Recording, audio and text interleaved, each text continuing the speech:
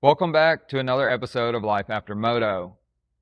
Tonight, we sit down with Wyatt Fontenot, a Louisiana kid growing up racing motocross and throwing some of the nastiest whips around, never knowing where that passion would eventually take him.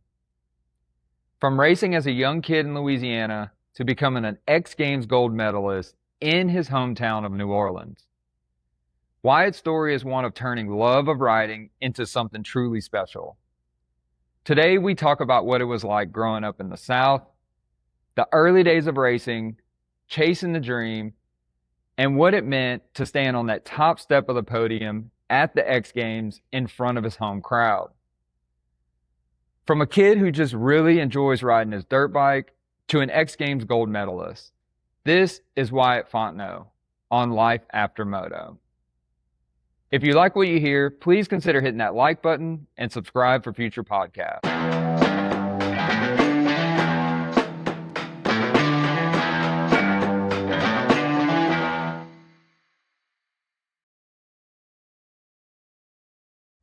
Wyo, man, the guy that's on the rise big time. How are you doing today? I'm doing great. I'm blessed getting to ride my dirt bike for a living now. It's pretty incredible. It's a long road, but we're just getting started. I'm just happy to live the dream, and I'm just trying to go as long as I can, learning things on the way and learning things about life and business. So I can't complain. Dude, that's so awesome. I've watched you literally over, I would say, the last several months since I've started this. Really, I'd say it's probably 6 months or so, but I've just seen you pedal to the metal from one end of the country to the other end, and then trying to contact you to do this. I see that you've just been all over the place, dude. How is that going, and how do you do it? I don't know. It's the will. To the opportunities and that I get to do that. Just got home from a 33 day trip in my van. It was 8,400 miles. Getting to ride my dirt bike and travel the country. So I'm not complaining. I gotta drive a lot, but I'm doing great.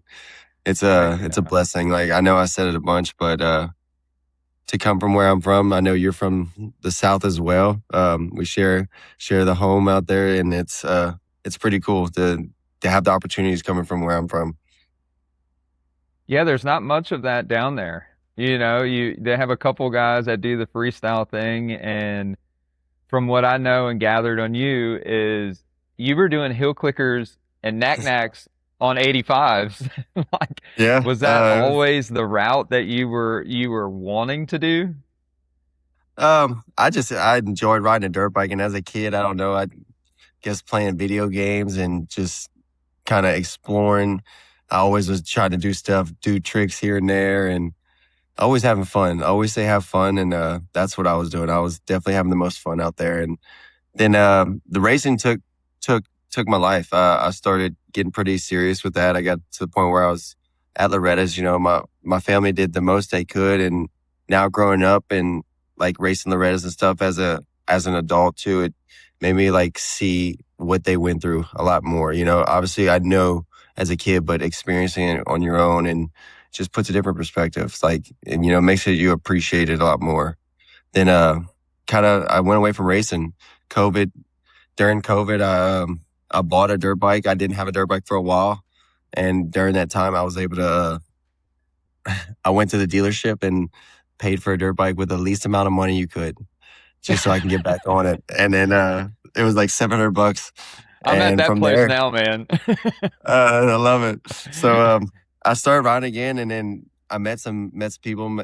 Actually, Connor Buttery Films came to Louisiana, and he just told me, he was like, "Yo, you need to come out." And it was the first time somebody who actually sees that outside of Louisiana, sees the big dogs and stuff, is like, "Yo, you're good." So it kind of spoke to me. So I gave it a shot, and here we are. 4 years later, I actually drove out to California, and I was gonna come out in 2021 for a few months, and I drove all the way here and broke my leg the first jump, No and then I'm just way. driving back to Louisiana. Yeah. So when you said you drove out to California, did you have a place in mind that you were going, or you're just like, I'm headed over there to go freaking hang out with the boys? One of my good buddies, Shelby Knight, was living out here. He's from Louisiana as well, and he had some our mutual friends out here, and he was like, "Yeah, there's a spot on my couch you can crash on." So I came out, and I was gonna stay for a couple months to see where it went. And Yeah. the day I broke my leg, I met a few buddies, Brock Shoemaker, my buddy Zach, and Aaron, and just kept in contact with them. And when I actually moved out here, I landed a job doing turf. So I was just working full time doing turf for the first couple years, and then doing turf still until my second year at X Games. And after that, I was able to say like I could start riding a dirt bike on my own. But Mm. now we're there.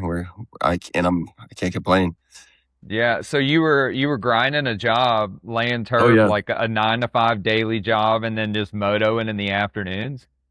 When I could actually, Okay. there was times where, like, when we ride at Twitches, it's in the mornings typically. So the first time I got asked or said I can go ride out there, it was in the morning. I took off of work and I was like, all right, I'm going out there to do that. Luckily, the guy I was working for, he was a moto guy, so Okay. he kind of understood too. So it was cool, but it still was like a full time job. So I was riding when I could on the weekends and just trying to fit it all in. Dang, that's interesting, man. I know when I lived out in Southern California, it doesn't seem like very many people work. Like Oh, you would go I to the know, test but tracks and there's people just standing around. The police would be there and they're just hanging out. It's like, dude, where's everybody working at? What do you do? I know it's cool, but I've learned that I guess people make money in different ways out here. Um, so that's something I definitely what's going on? Sorry, that's something I definitely learned from, which is cool, and just trying to make it, like I said, go as long as I can. I also on the side do like diesel work and things like that still, just to keep some extra money coming through. Hmm. But yeah, it's just a dream I'm living and trying to keep it going as long as I possibly can because I don't want to sit behind a desk. I'm not good at that. Yeah, I don't think any of us are, dude. So, Luckily for me, I work a 9 to 5, but like I'm out and about and I write my own schedule, and yeah, I get to do everything on my time and I'm not clocking in and out. And I praise God for that because I'm not cut out to be behind a desk, dude. I can't do it. yeah, I was a But car salesman for a second and it didn't work out good. so you were a car salesman, you're laying turf, and then you just stuck with the moto for quite a bit. And here you are now. It seems like you're doing obviously a full-time gig. Where does the financial part come in with that? Like going to events and stuff like that, or do you have sponsors that carry you?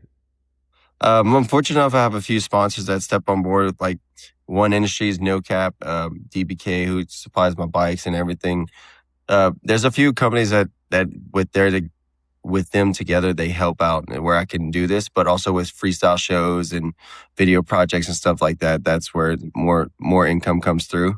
And Hmm. then going back to the diesel work and stuff. When I'm not riding, I'm playing with trucks, so I'm trying to make some extra money that way. Yeah. So just always trying to grind and keep myself busy. Always try to stay busy. I'm not doing good at staying still. I can tell. Yeah. But what I get there's several ways I want to go, but let's kind of start from the beginning a little bit. Growing up in All right. Louisiana, you were you took the motocross route. That was what you were doing, kind of like everybody gets a dirt bike, go to the track, burn some laps. And tell me a little bit of that, of what you remember. Yeah, I was a kid. I didn't start racing until I was like 12 or 13. I got a dirt bike at like 10 or 11. Grew up on a farm. So Okay. did all that. Like grew up on four quarter horse equine thing like that. And when I found out about dirt bikes, that was like kind of it. My So you mom were helped me. cowboying, like straight Yeah, I up was cowboying. cowboying. Yeah. So once that came about, I got the dirt bike and that was it. And then kind of just rode around the farm. I actually had a 65. My dad got me my first 65 and it lasted a day. When I went to school, he went to try to ride it and blew his knee out and they No sold it. way. So yeah, I ended up getting like a CRF 100 for a while and then broke that to pieces, kind of like just trying to jump it. And then finally, like they got like an 85. And then like we started racing and learning and Hmm. things kind of took off there. And then once I got like 15 or 16, I'm like more mature to where I understood how to go faster, or like to where I can do things on the bike better. So that was kind of cool. And at the time, we had a few bikes stolen. So like when I actually picked it up and learned more, I had some 85 stolen, and my dad was like, "Well, we'll just get a 250. I can't afford like to buy all another super minis and stuff." So I Yeah. learned a lot more once I got on the big bike and just progressed from there. Yeah, and you actually, I mean, you went to Loretta's, you won some motos that I saw, like in the B class and whatnot. Like, Yeah. I mean, you were obviously a great rider. And what stemmed from that to like pursue this now?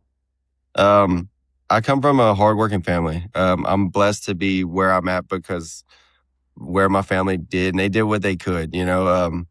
That year I won some motos Loretta's. I actually won the first moto. And then they took my medal away on the podium.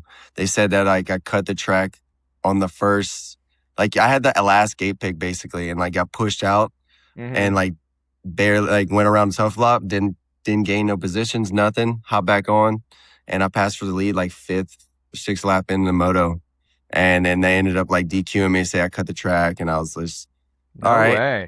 Yeah, so they gave me the gold medal and took it away after like my bike's on the podium and everything, and then came back the next moto, won it straight up, and then set me in second place, like going to where we had to beat each other for the third Hmm. moto. And he's first, I'm second the whole moto, and I crashed in the sand sweeper.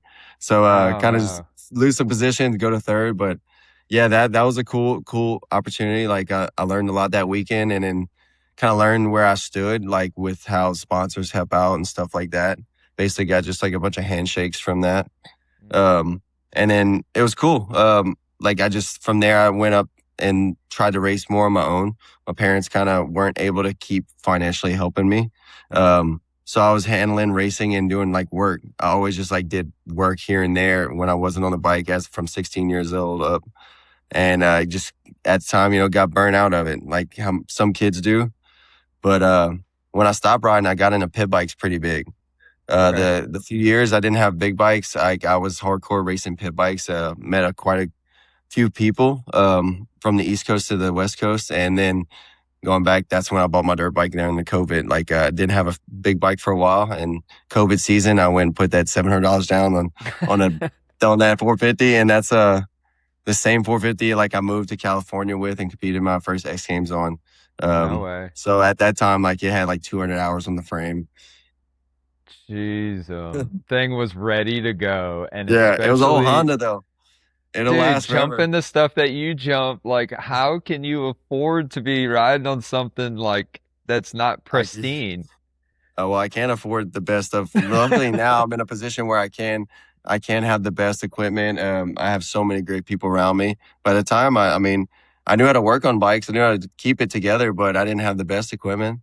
But I'm Damn. I'm blessed. Like it taught me so much and taught me the things I know now to where I'm able to be where I'm at in my career. So I Yeah. wouldn't change it for anything. I'm glad the way I grew up. I'm glad to go through the times and the things my family taught me.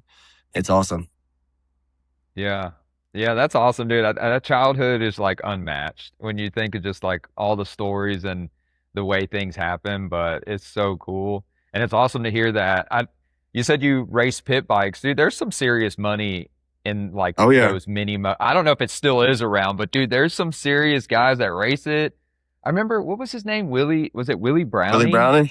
Yep, he Yeah, still like I races. remember he does. He races. I remember hearing Yeah, like he was making huge money racing pit bikes. Is that still a yeah. thing? It's still it's not as big as it was, but yeah, pit bikes racing's pretty big, and I made a lot more money racing pit bikes than I did racing like the pro class and stuff for big bikes. There's Yeah. quite a few races. There's like a big race out in Florida, um, quite a few races on the West Coast, and there's a cool thing going on now. Like I'm sponsored by a company called Factory Mini Bikes. It's a great people who are like, homegrown, just have a bunch of parts for pit bikes. They build pit bikes and they send me and a friend out to a race. And then with them, there's another company. It's called Stocker Brawl. And they just bought all these 140s and they're all the same. And they were basically going to these races and providing bikes for people who don't have dirt bikes or just putting everybody on the same bike. So it's a same equal level playing field. And Mm. it's pretty cool. So it brings out pros and other guys who you don't know of who are really good. And it brings some good competition.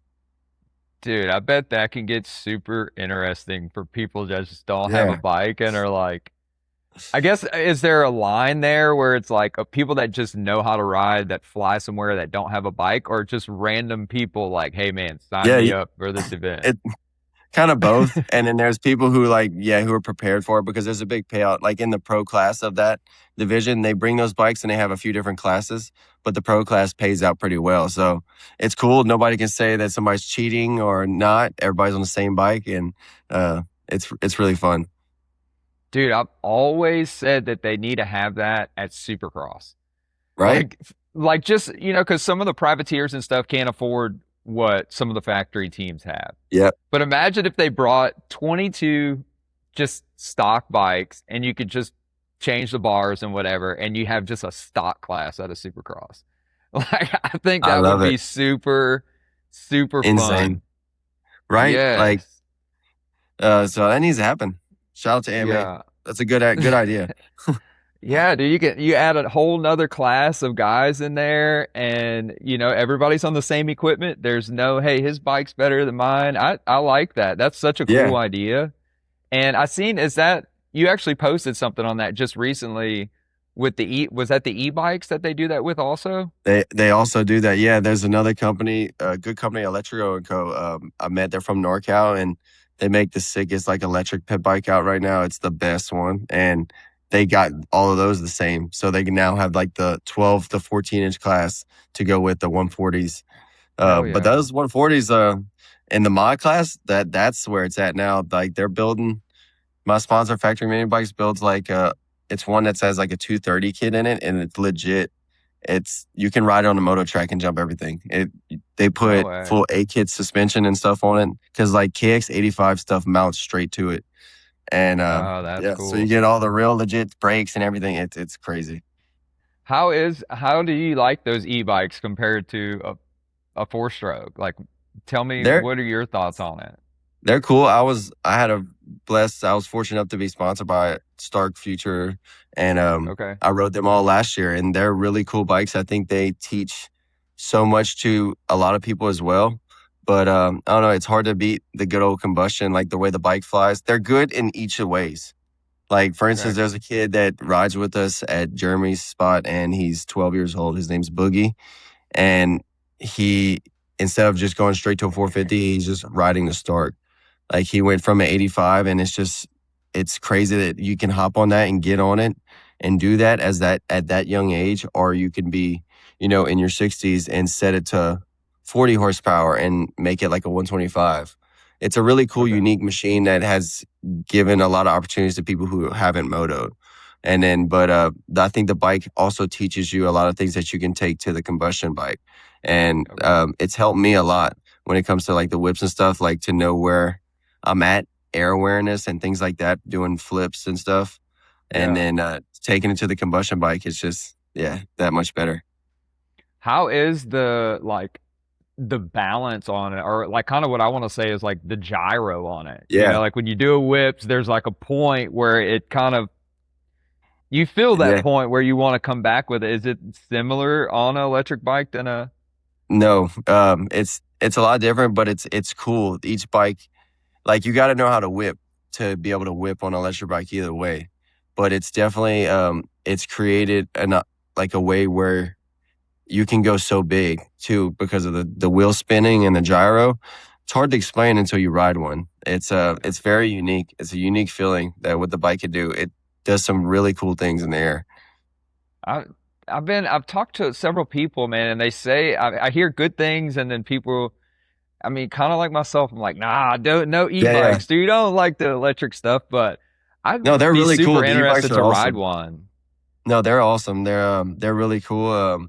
I think they've created they're bringing in a lot of new people to the sport as well. Like the whole small e-bike community with the Surons going on to the Starks. There's a lot of new kids with technology. You see it on YouTube. It's the new thing. But it's wild. Like out in the West Coast, you see them everywhere.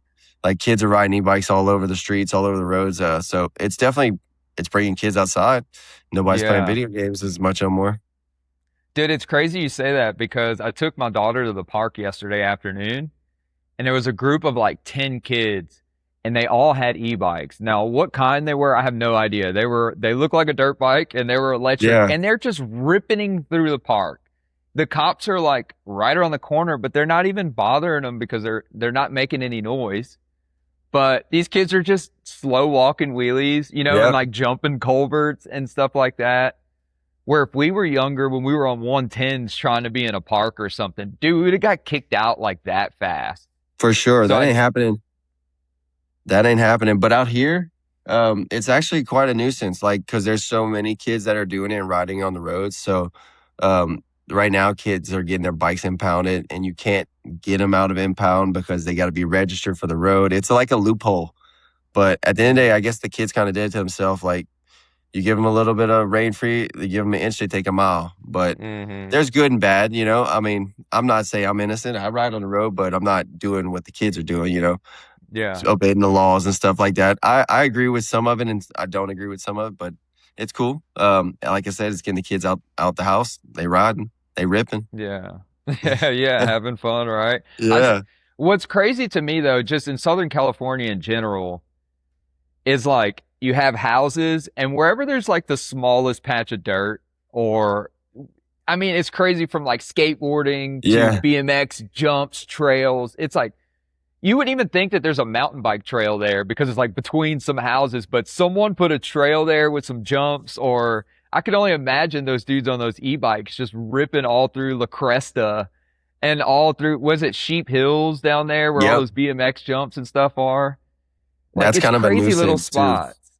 Like that, there's spots now that are like for pit bikes and e-bikes, but then like the BMX spots, yeah, if the kids get caught in there, it's no good. They're not too pumped about that because they do have some kids that are just reckless with it. But also there's hmm some kids that are like they respect everything.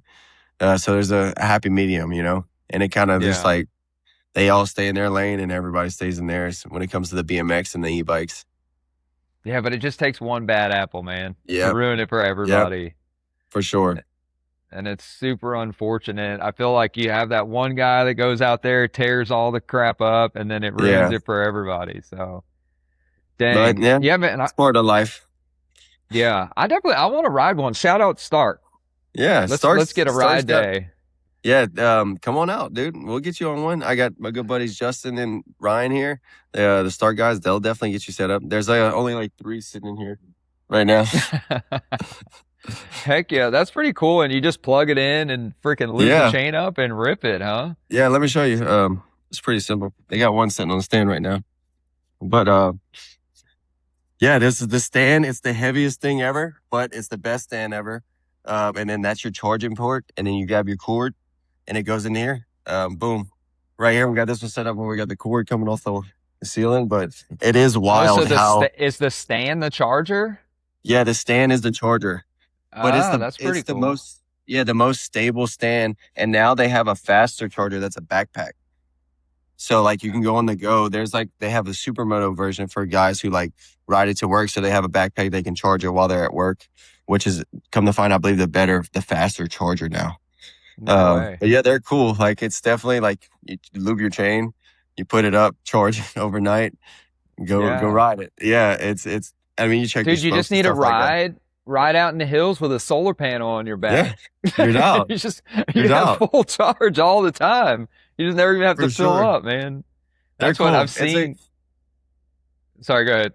No, you're good. I was just saying they're unique, like how quiet they are and they're cool. Like when we go on trail rides and stuff, you can sit there, scream at your buddy, talk. Like when we watch Patrick ride all the time, when he messes up in the air, you just hear him like, woo! Like, or it's cool. Yeah. Yeah, could you imagine just racing full moto with electric bikes where I used to scream in my helmet all the time. Yeah. Ah, like Yeah, just for even at sure. myself, you could hear everybody going around the whole track would be kind of funny. But yeah, dude, that's so badass. I didn't know that it was like that. I guess Yeah. that's simple. And I guess if it gets people riding and whatnot, look, I'm for it. Yeah. I'm all for it, man. It's a But yeah, really cool machine. What are so take me through one of your days now. Like what does Wyo do on a day to day as far as like practicing to try to get better? Like how do you progress from one stage to the next, like in what you're doing? Well, I'm fortunate enough to be where I'm at, like in Temecula. I have Twitch's backyard. He opened it up to me and all of my friends as well to where we can go and practice to get better. Like this morning, that's where we were. We were riding there, and there was a bag set up like Patrick's practicing his new trick, and then um, I had the opportunity to try some of his own as well. So things like that, and then having the other guys to build and get better. So typically, I wake up. It's like a go ride from 9 to 11 ish in the mornings, try to knock that out. And then from there, handle like more of the business side of things of what I need to get through to handle with social medias and sponsors and stuff like that. And then, depending on what I'm doing throughout the week, like doing, like working on a video after things like that, and then get ready for the next day. Like today, we rode this morning, filmed some videos and stuff. I worked on a trick, and then tomorrow I plan to go land that trick. I'm gonna go jump into the bag a few more times, and then What is we'll it? be hitting the Can you dirt. tell us? 360. I A did it a few months 360? ago before X. I had the opportunity to jump to the bag, and then like I've been wanting to do threes, so I had them good to the bag, and then with X Games coming around, I was like, all right, I'm gonna just do it later on, and So like a um, when you say a three, how are you spinning it? Like so you're whipping it and spinning it all the way around, or like more so like this, yeah, or it's a kind of barrel like so. roll? Yeah, the way the gyro is, you kind of pull back, as it backing out, and it turns like this. Versus like if you were to spin it straight like a normal turn down whip, you were kind of Yeah. like the way the gyro, you were landing a wheelie. So you kind of pull back more. I've been working on trying to get them more flatter than like up to make them less flippy looking. But the more Hmm. flatter you get, the more harder they are to control. So it's a happy medium there. So yeah, I did a few of them today. They all felt good. I'm gonna just do a few tomorrow, and if I do the same thing, I'll be dialed. Hell yeah. And you're doing Thank that you. to a bag now? What's like the distance of the ramp, and is it a different ramp than like your normal typical ramp? Yeah, it's so we jump it at 75 feet, and it's a next gen. So the next gen is like the ramp that we jumped at X Games doing the best whip, and they did best trick on. And it's a ramp like we can jump a lot now that we have one set up to use, but we typically just jump like the normal 75-foot ramp, which is 3 feet shorter. Um, and it doesn't shoot you as high. Like it's a lot higher that the next gen shoot jumps. So I learned it on that one. That's the one that was set up. So I'm just like, all right, I'm gonna go to that, and then eventually do it to the regular ramp. Yeah. So is there like I remember I mean, dude, this is way back when like when Kenny I was at OGO when I was like on Yeah, 80s and Bartram was just learning the backflip on dirt. And I feel like there was several different ramps. Like each one you had yeah. to hit a little bit different. Is there like a generic spec that they have, or all these things put together by people just kind of welding them and each one has its own characteristics?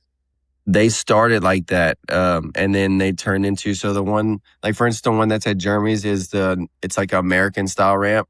They call it like the Keith Sayers bend. He builds them off of like the American style, and then there's like an Aussie ramp, which is a constant radius Okay. one. So they kind of act the same, but you both set those at 75 feet. And then there's like what you call a super kicker. You set at 45 feet, and only jumped that one in first gear. And then like the next gen, that one came about a few years ago from another freestyler, Levi Sherwood, and then he added another 3 foot to the Aussie bend that's constant radius. Oh And wow. boy, that thing there, it shoots you high. So does that like you can go online for like X Games quarter pipe or half pipe and you could find specs for those, like what they are. Are these like freestyle ramps built to like those sort of specs? Like anyone can go on and kind of find the pattern to build one, or not so much? Yeah, you can reach out to like Levi Sherwood and buy the RAM specs from him. And then yeah, if you're good enough fabricator, you can go ahead and build your own. For instance, there's a guy like in Michigan that's built a few like of his next gens for a few of my friends and stuff. And then they have like guys who build their own ramps, like Keith Sayers builds all his own ramps and stuff. And so they all do it's kind of your personal preference. So which one you like. But Hmm. yeah, they're really cool. You can get the plans from most people. Yeah. Well, when you hang out with Travis and you see some of the ramps that he has that just have shit bolted onto the top Yeah, of them, like that's what I'm thinking of is like, hey man, just weld a kicker on the top of this thing and we're gonna yeah, front flip. dude, that's wild. Like now, and like that's all full. Like you can get those plans as well, and how they make the whole combustion work and contraption. I mean, and yeah, it's wild to see. Imagine going off a ramp that's made to just make you go over the handlebars. I can't, dude. I'm like, I know I was fortunate enough to hang around Travis just a little bit, and the few times that I did always ended up bad. Like something, luckily I Yeah. walked away from it, but yeah, it was, how was your experience hanging out with those guys? What is that like for you? Oh, it was cool. I actually only met Travis once. Okay. I've been around him a few times, but like face to face, met him once. And it was cool. I did one of the Nitro Circus pit bike races, and I got a call from one of my friends back in Louisiana. He was racing at the time, and his dad was like, "Yo, if you can be here at 8 o'clock on Monday, you're in the pit bike race." Like, and I took off of work and met them there, and they're all just like you see. They're really nice, but wild. Like when it comes to doing the action and the stunts, they don't hold back. Yeah. So it's pretty cool, unique to see. Um, and getting the opportunity to now jump in some of the Nitro shows. Wow, yeah, like as being a kid watching them and hanging out with them, it's an honor. So I'm blessed for that. Yeah. Dude, he's like, if you hang around a crowd with him, he just like points at you and he's like, you're gonna backflip. Yeah, You're just like, No, I'm not. No, yeah, you. And it's like before you know it, you're trying to backflip. And I got roped into a couple of those things, but I pussed out on the backflip. I never did it. I don't know if you remember when Reed did the backflip on, I was there and I told Chad, I said, Chad, you flip it, I'm gonna flip it. Well, yeah. Chad ended up doing it. I bitched out. I did not do it, dude. I was so nervous, but this dude came up and he was like, Chad had attempted it once or twice and came up pretty short. And this dude was like, dude, it's easy. Like, let me see the bike. And he was literally in flip flops and like cut off jeans. And he Yeah. just takes a bike and just rips it. And Chad was like, oh hell no. Like, I gotta land this thing.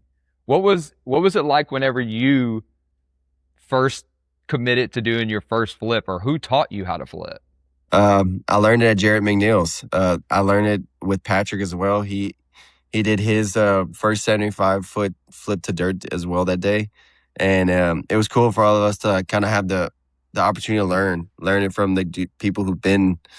I had learned flips before, like as a kid growing up. I rode like scooters, and I learned how to flip on a pit bike before I moved to California. I just built a dirt lip and sent it. I knew I had to get around, like once to get the first feeling out the way. I was like, all right, then I learned it, and then but going on a big bike into a foam pit definitely was a few more steps and things I had to go through. So that was cool to have Jared right there. He was able to like teach me the things like I thought I knew, but like needed to know, like where to throttle off the ramp and like little things where you slow down some places, which that worked out good. And so I spent 2 days in the pit, jumped in about like 13, 14 times, and then we got it to dirt. And I just Yeah. since then been trying to do as much as I possibly can. Like I try to flip every little different thing I can if I think it's flippable. Um, that way I can just be more air awareness for what I do. Yeah. Is there like going into a flip? I mean, you're taught your whole life to Yeah. nose down, like, so Yep. just the, I don't know, just the mentality of going into it. But how do you like calculate? I mean, obviously a small flip would be like, dude, doing a backflip on a trampoline, you just kind of, how to like power Yeah. through it real quick. But how do you judge like a bigger flip? It's like flipping off of a cliff. You need that slow Yeah. rotation. How do you manage having so much speed coming into a ramp and the actual rotation of a big flip? Like, I don't I think guess people realize how much that is. Yeah, I guess it kind of and it comes back to like the air awareness. Like I was trying to flip all the different things, like learning it over the first couple of years, and now I got to a point where like I recently flipped my biggest flip was like 160 feet, and luckily at the time I had like Axel and Julian there, to build off of each other. But like when it comes to things like that, yeah, like you learn the face of what it does. Like for instance, if it's a long face, you gotta wait a while to flip. If it's a short face, if it's got a hole, you kind of got to read the face and know what you're doing. Like I did one today off of a dirt lip that I had a hole and like it was a flip, it was fine, but it came around slower than it normally should have. So like I Mm-hmm. learned something today, like something I thought I knew, but to feel it out and do it like teaches you another thing. Um, Mm-hmm. but yeah, it's like, I mean, not in the wrong way to put it, but like kind of trial and error. You try it and you learn it that way. That's works where it works best for me. Yeah. But dude, that's a big risk. I'm gonna flip. I seen you flip that was like 180 feet, that step up. Yeah. Like, dude, that was, I mean, the jump itself is just giving her the onion the whole time, and you're like, hey man, I'm just gonna go ahead and try to flip this thing. Like the I set of know. nuts that you have to have on you, dude, to do that is like, holy cow. I can only imagine just that pit in your stomach Yeah, you're getting before you go up to that thing, dude. That's wild. I love it. I like that feeling. That's what It's you all live that's for, different. right? Yeah, you're dang right. But it's cool. Like I do all the things I do now, and I'm happy to come the way I did, like through the racing career, which I feel like so much with racing has taught me good things for freestyle. Which is like all the things I want to know. You learn the basics and the fundamentals of racing, and you take that to free ride and freestyle, and it's helped out so much more. So Yeah. that's the I can cool only thing. imagine. I mean, you know your bike so much better. Your bike skill is like on point. So then any little thing that you want to try to do, you know how to manipulate it in the way Yeah, that you yeah, need to. So that would help out tremendously, right? yeah, for sure. I mean, yeah, and then kind of going back to trial and error. You learn it in a different learn it in a different way. If you do something wrong, you're like, all right, well, I don't do that right here.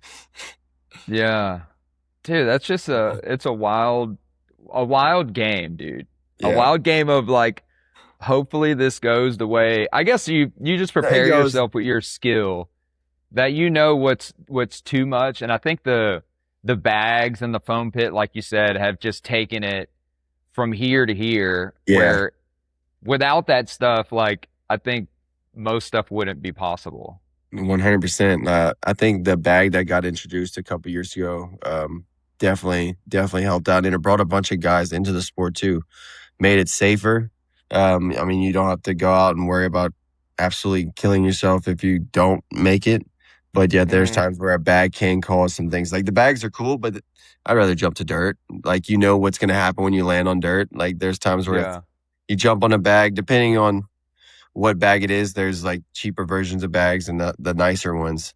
Obviously, the nicer ones are way better to jump on. You can case them more. You can do things where like the cheaper ones, you have to make sure you're landing at 75 or like the good spot, or it does weird things. And I've seen people unfortunately get hurt and crash off of a bag, like literally when they landed fine, just because the maybe a cheaper version of bag. Okay. What is, speaking of injuries a little bit, have you ever had any like major injuries that like made you rethink like, hey, what the f am I doing here? Um, yeah, I don't know, not really. I just like some of the injuries are annoying injuries, like to make Mm, me be like, all right, I got to deal with this right now. Like, and it makes me think about like work in a different way. Like I look at it like, oh, I can't work right now, or I can't. Like it sets me back, and I'm very hard at sitting still. Very like it yeah. just getting with injuries right now. I broke my wrist May 12th, so a month before X Games, and definitely was freaking out about it. Like didn't know what I was going to do. But then luckily I had a doctor over in Thousand Oaks. He took care of me. He got me right. So I may end up having to do surgery here in the next couple months, probably. Uh, but just kind of going with it. I blew my knees out when I was racing, and unfortunately, haven't been able to fix them. Kind of just dealing with Mm, that, and I guess kind of going back to the way I grew up. Just as a kid, I just fell off horses, fell off dirt bikes, was tough, got back up. to an extent, but I've been fortunate enough to not have anything gnarly. I did have some brain bleeds last year, like hit my head, and then that's the stuff I get scared about. But other than that, no, Yeah. we're doing good. Knock on wood. We're still Yeah, yeah. Let's keep knock doing the away. I flow. didn't mean to even No, open you're up good. that can of worms. No, you're. But like as you know how it is, like I've just been on the luckier side. I think the things I have broken and stuff haven't been affected me too bad. I definitely Yeah, don't wish this on anybody else. Like the little things, like I broke a scaphoid in my wrist. It's a small bone, but it's just so annoying. Like annoying. I broke it twice, like within the last 2 years, and just doing small, simple things. Is that what you're needing to get fixed? Yeah. So like it's healing back right now. Like I'm on a bunch of peptides, just BP 157 and stuff, and trying to get the cartilage growing up. But like Mm, it just takes one jump of me casing something hard, and it'll snap. Like when I yeah. broke it again trying to film for a pit bike commercial, and like I slid out, and I didn't Mm. even hit my wrist on the ground, and like then it broke somehow. So I'm like, yeah, I guess at some point it's gonna happen again. I need to do it the right way. So I mean, with what you do, there's no off season. So No, are you just gonna have to pick a time, and are you gonna go in to get it fused? I mean, that's what I see a lot of people do with that, right? Is get that muscle right yeah. there or that bone fused there. I don't think I'll be able to do fusing it because it's my throttle hand. But I'm gonna Mm, go in with some pins. I'm gonna try it. That's the first. yeah, The doctor I'm with, he said it should be fine. I really, if that don't work, then I'll probably just keep running it for a while until I need to fuse it. But yeah, yeah. we're good. As of now, I'm not. It's doing good, so I ain't thinking about it. It's doing good right now. Yeah.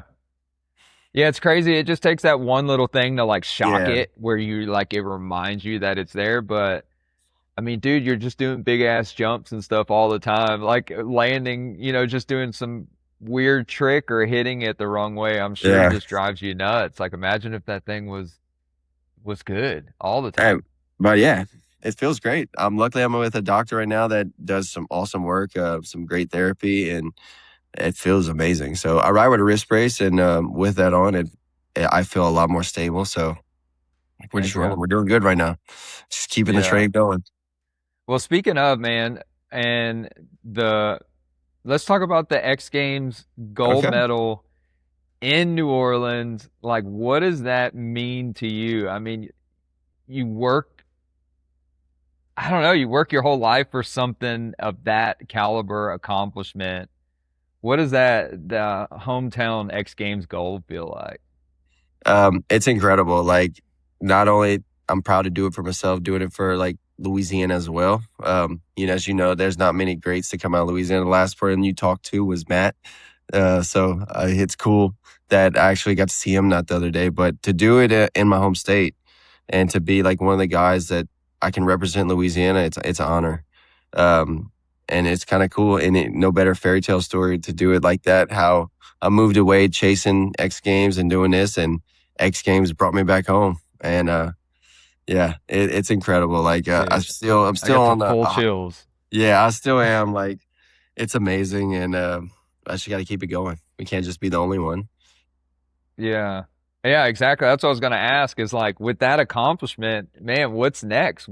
Yeah, What's driving you now to like keep pushing forward? Is it more medals or is yep, it like you want to land a particular trick or to just make this, like a career longevity of just being able to ride your motorcycle and make a living from it?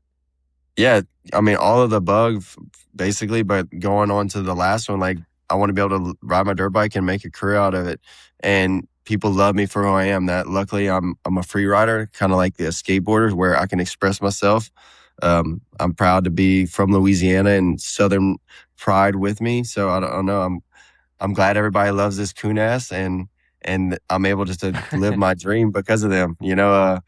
It's cool. So it's unique to fall into the place of moto where I'm at. Going from racing where it's super tight fit. I fit in, but I was a loose cannon racing and stuff. I wanted to be myself, and now for people to love me for who I am, it's rad. Dude, I hope I have that someday. Yeah, you got Just it, bro. just being able to I'll, just being able to live you, and doing what you truly love. And I don't care how much money you're making from it. It's like if you can live the life that you want to live Yep. and be able to just like have a smile on your face every single day and just be pumped, like I think that's the true goal of life. Dang And right. it I mean, sounds to me like you're living it, dude. yeah, I don't make the most money, but I get to wake up. I'm healthy, ride my dirt bike, and I be around the people I looked up to my whole life, and now call them my friends and peers. What else could I ask for? All Yeah. the people I see on TV, and they all are good, close friends to me now, and like I can go up to them for what I need, and it's cool. So just can't take it for granted. Life's a blessing, and it's I can't thank the Lord enough for to He put me where I'm at. Hey man. Yeah, that's so awesome, dude. And what is it like?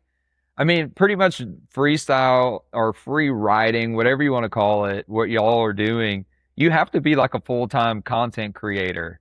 I mean, that's where like most of your stuff comes from. Do you have someone with you that does that for you, or are you the one that's like piecing all this stuff together? No, before so it was mostly me, but actually I have a good buddy AJ that's doing my content now. Like he does, he's a filmer, and then basically we work together, and I can start pulling my stuff. But he's helped a lot with my YouTube, and now with things with X Games and content for me provided for my sponsors. It's been a big weight lifted off my shoulders. So Mm. thankful for that. Yeah, I can only imagine, dude. It's so much work, like Yeah, putting the time and effort into the writing, but then having to have someone film you so then you could go back to put it yeah. together. I mean, that's a full-time job in itself. And I noticed you post a lot, you're always doing things. And I was just curious if like, dude, you're It's grinding. I'm trying. Yeah, it's good though. I'm like kind of always been the one to not sit still. So sitting down and being on the phone and like the computer to edit isn't the easiest thing for me. I Hmm. typically would stop riding. I'll come home and start working outside or just washing bikes, just doing things hands on. So yeah, learning all that in the last couple of years, it's been good, but I need to learn it. That's the way life's going, how things are now. So only getting better at Nah, that. man, you just keep doing you. Yeah, You for keep sure. doing you and you just hire someone to Damn do it right. and Wyo just keeps doing Wyo. Yeah, I'm. You keep doing what you're doing, you make enough money, you hire some people to do it for you, and then you're good to go. Oh man, yeah, exactly. Just like I said, I'm just trying to keep it going as long as I can, and I think that was the investment for me to hire my buddy, and it's been great. Heck yeah. Well, what are some things that people don't know about Wyo that maybe you want to tell them? Man, Who what is I'm Wyo without the helmet? Like, I mean, you've given us some details, but what are some things that like get you excited, or is it strictly just your motorcycle that really just fires you up? Man, I'm pumped. Like wake up and I think about riding my dirt bike. When I'm not riding my dirt bike, I'm thinking about other ways that I can be productive, maybe make money and or better myself in the future. When I'm not riding it about dirt bikes, I'm thinking about dirt bikes. I'm not gonna lie. Or I'm playing with the trucks. I really got big into playing with diesel trucks and stuff last couple years. Something that was big in Louisiana just never was around, and I guess getting to the point where I'm at, I ride moto so much. I'm so involved with it. There's times where I want to like be disconnected. Like I don't want to be fully consumed. And that's where the trucks and the stuff get me. And then with that, man, I ended up getting super geeked out about that and learning a lot. And now I have people who are involved with my career with the truck side, which is cool. And they help me actually live life. That I have some sponsors that Yeah. help me with my vehicles, and like that's like a big help in life, not just with moto. Like I get to travel the Hmm. country because like I mean, I have a sponsor like Maxxis, like that's rad. That's a big help for like people, tires are expensive. Dude, I just had to buy some for my Yeah. truck, and I was like, dude, since when are these things Uh, $2,500? I know. You Before I'm know? just a marketplace guy too. I don't know. I'm always keeping myself busy. When I'm not playing with trucks, I'm working on bikes or I'm mountain biking. I'm fortunate enough, like my girlfriend's from the beach in San Clemente, so it's nice to get away from like Temecula side and go do that. When I'm in home, I like being on the boats, being with the family, going on the swamp. I used to hunt a lot as a kid, but I'd like to get into it more. Just don't do it much because California, they're not a big fan of hunting. Uh, Yeah. but yeah, so that's wild. Wild when he doesn't have a helmet on, he's smiling and he's happy. So do you duck hunt? You like to deer hunt? You like to fish, frog? Yeah, What frog do you is. like to do? I do like the frogging's fun when it's season. I would like to duck hunt more. I haven't duck hunted much, but I think I would enjoy it a lot. I used to deer hunt a lot. I come from a big hunting family. So I'm always involved with it. I know you're a big duck hunter, so it'd be cool to Yeah, maybe I get a love hunt it, on. man. Yeah, it'd be cool to get a hunt in one Hell day. yeah. That's what I told Matt. I was like, dude, we got to get all the boys. Yeah, Could you imagine having 5 or 6 moto dudes in a duck blind? Like that would be. You could make your own TV show doing dang that, right. dude. I ain't never seen. I mean, being from where I'm at, like you know how it is. Like the animals are scarce. Like you see an animal, like they kind of always startle. I come to California, being where I'm from. The deer are like pets. The ducks walk up to you. You can feed them. And I'm like, people would go nuts. Like I seen a mallard not long ago, like walk straight up to me, and I'm like, people would go No crazy way. back home. People would go nuts because like Yeah. they migrate by the beach here and stuff. You know, come back and forth. But yeah, it's cool. Different sides of the world. You know, growing up where I'm from, but I love it out here.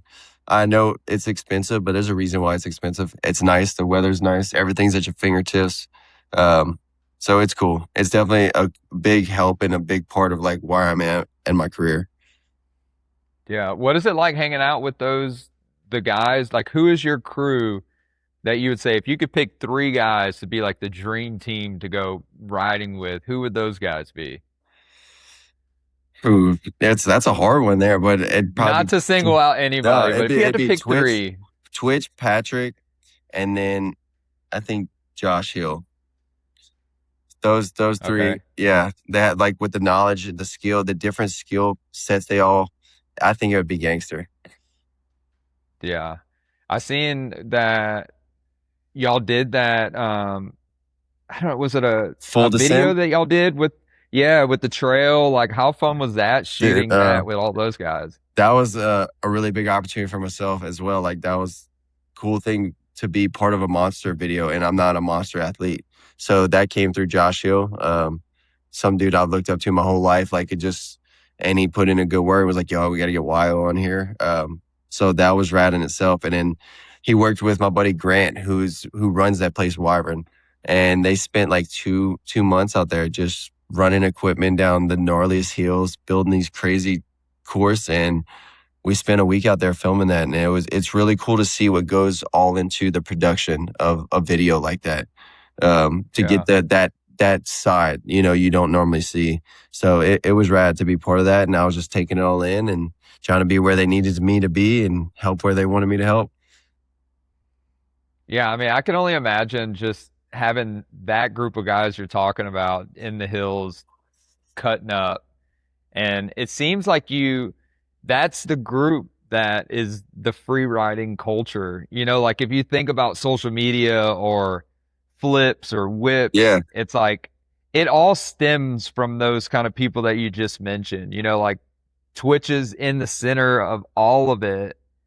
And I guess you really, like you said, being from Louisiana, there's not any of that. Like you had to place yourself pretty yeah, much in front of them. And once you become one of them, it's kind of like, I don't know, its own bubble yeah. that travels around and you're part of the team now. No, it's really rad. It took me a little bit, but once fortunate enough, once they met me and like been able to be part of the crew, it's cool. Like everybody's here to help everybody at the end of the day. We all want for the best for each other, and that's the cool thing about freestyle moto. Like we went ride today, and everybody there is helping each other in every sort of way. So that's the cool thing about it.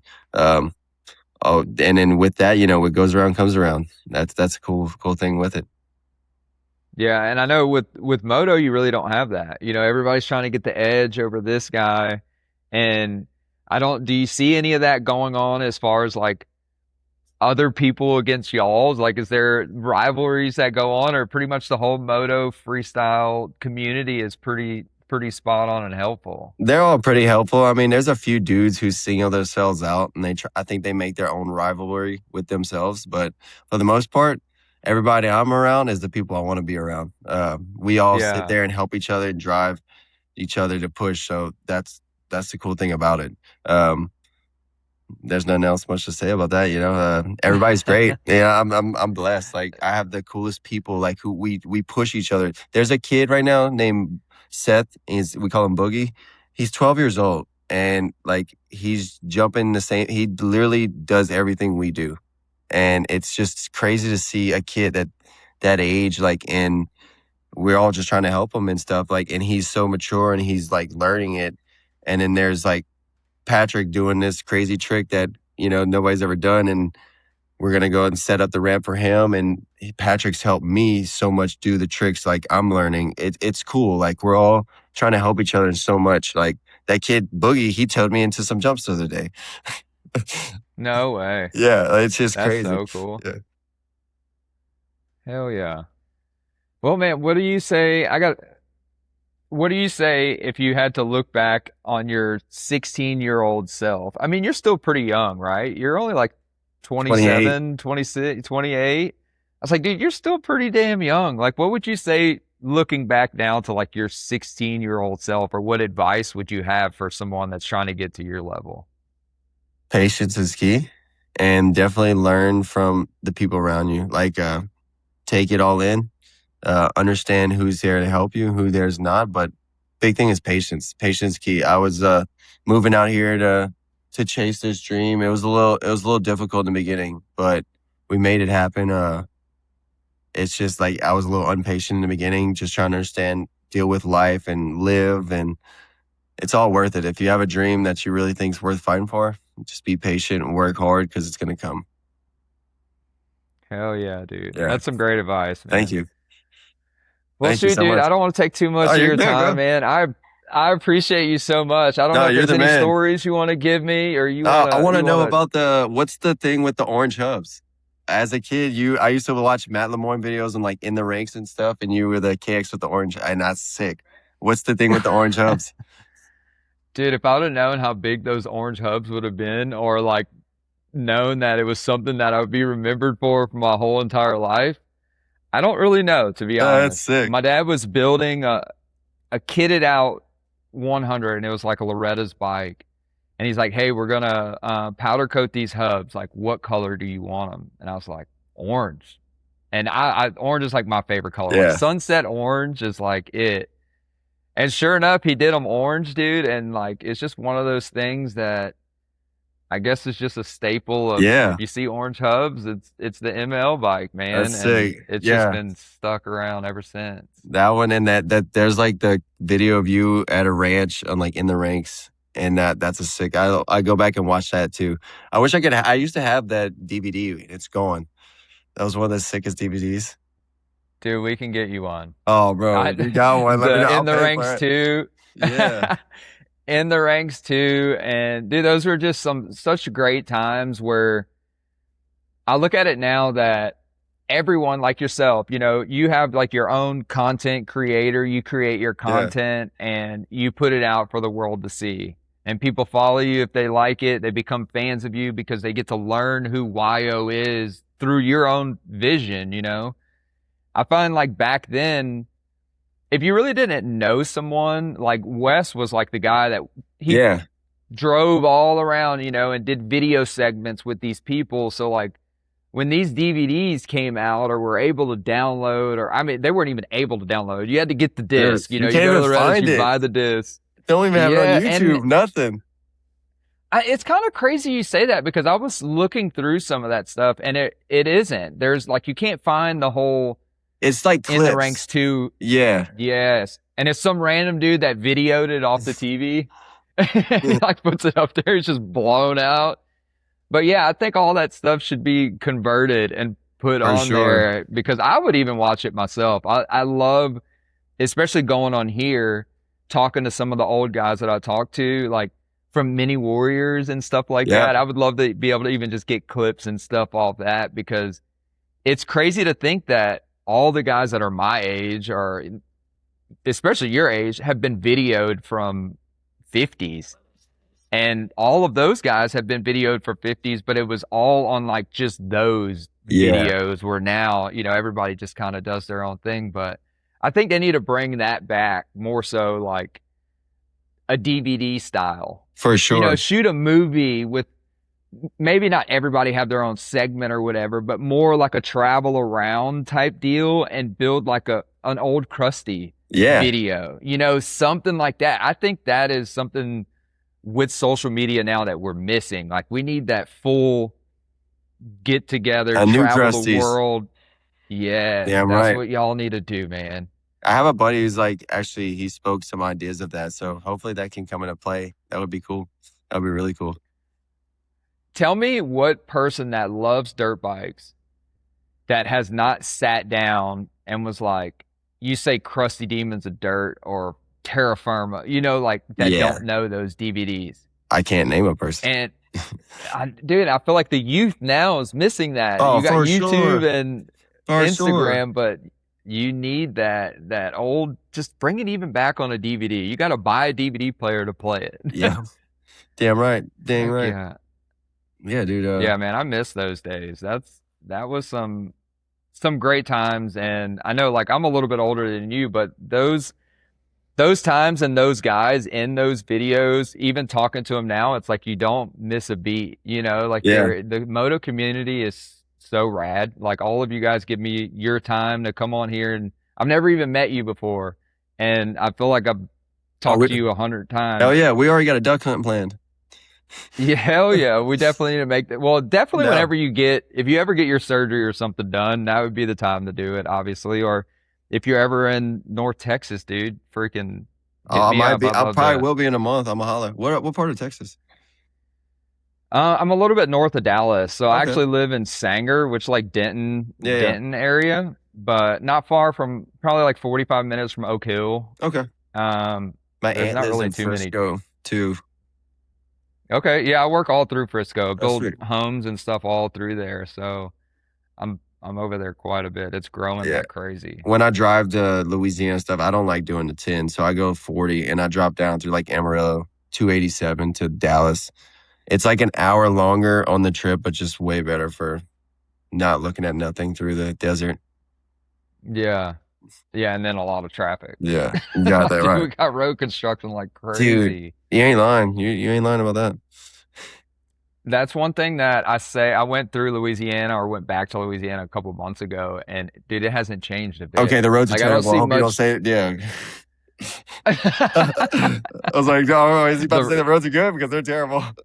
Yeah, no, the roads definitely are terrible, but I feel like that's where it's grown so much over here. But the moto side of it, I feel like fizzled out. It's not like what Yeah. used to be. It has And Louisiana, a few tracks closed down.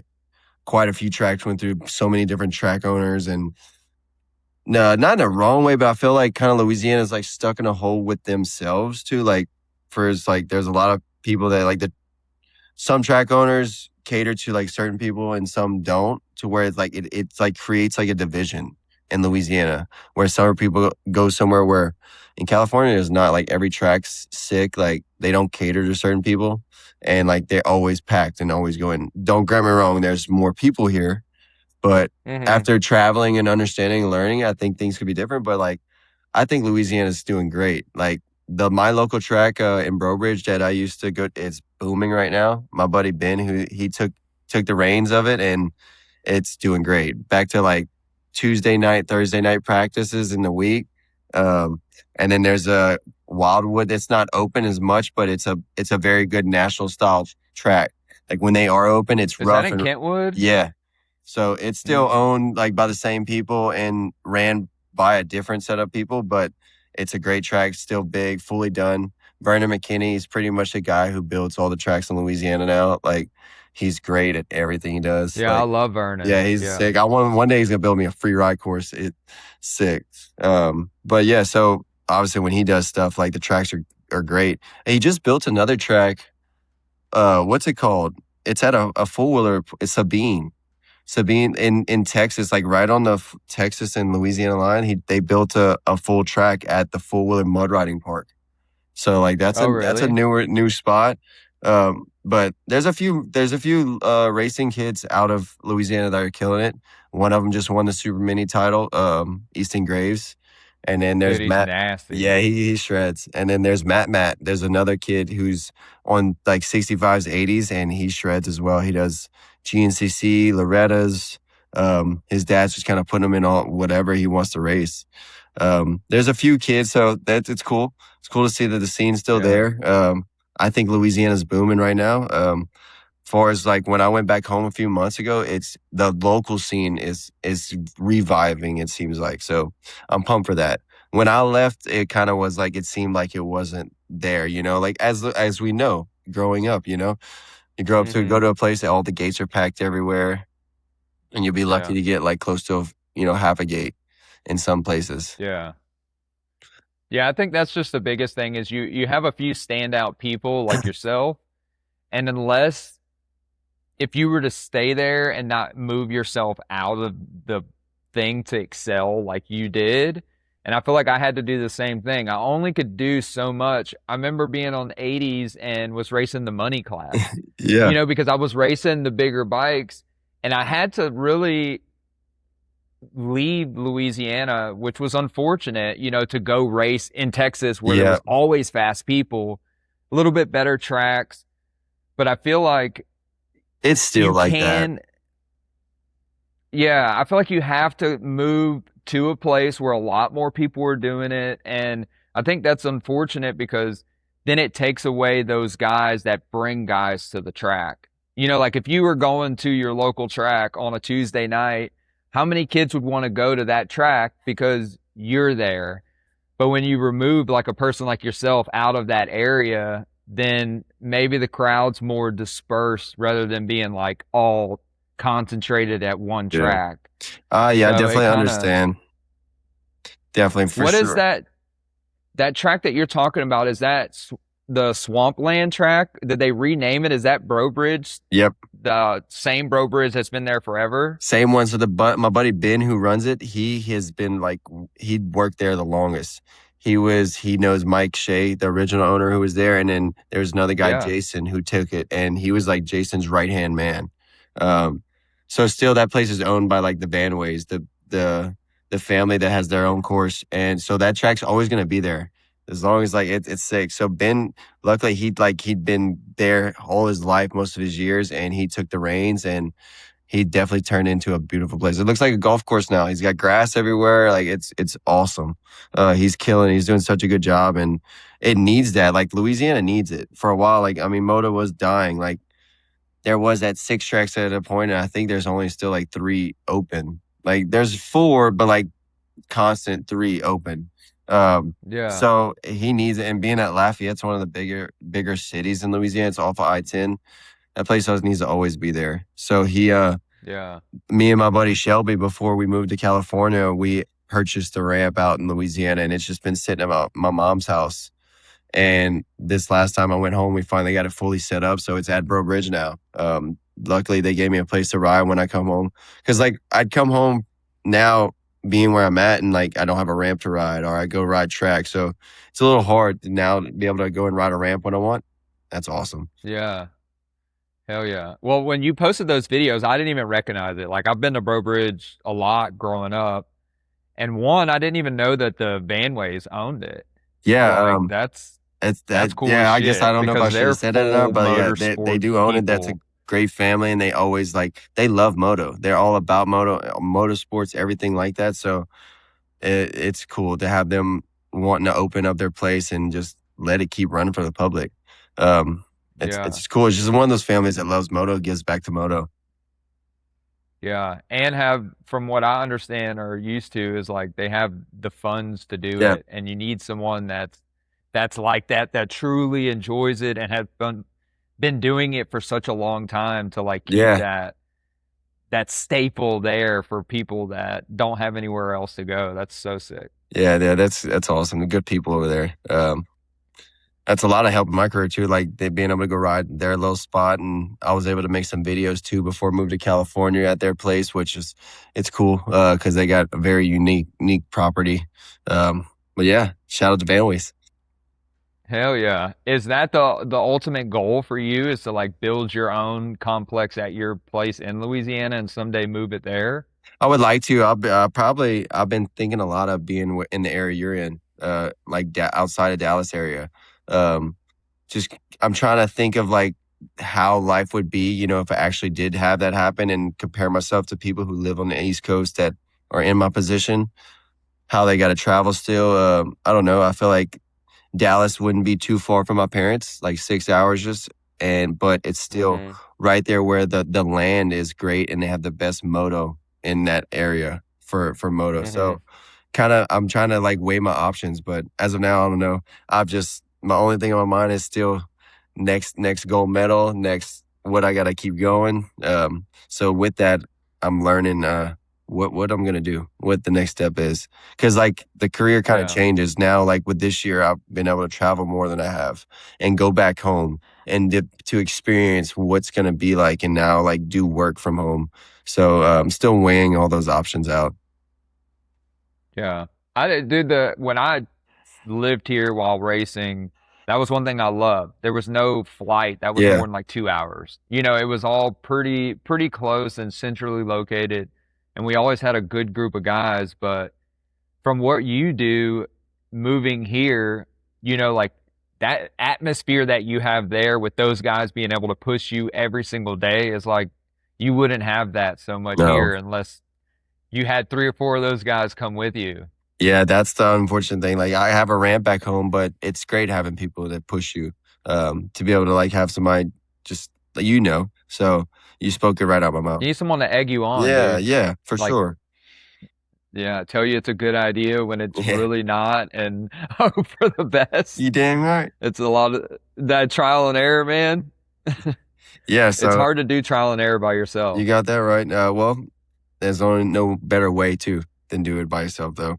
So it's good, but Yeah, like for instance, like I didn't know the right like there's preference on tire pressure, but I was running like 12, 13, what you do in moto, but come to find out a lot of freestyle guys run more just because the tire doesn't fold as much. Little things like that, learning that and learning how to do tricks versus watching it through a phone or it's a big help. yeah. Big help. What is the bike setup like? Is there Do you do stiff suspension, soft suspension, or like what is the whole general setup like from a guy that rides moto compared to a freestyle bike? My freestyle bike's pretty stiff, like it's like a bicycle. It works on a supercross track. You can ride a supercross track, but it doesn't work the best in turns. But it's the best to jump in case, go long for anything. Because pretty much all we do is just go straight and jump big things.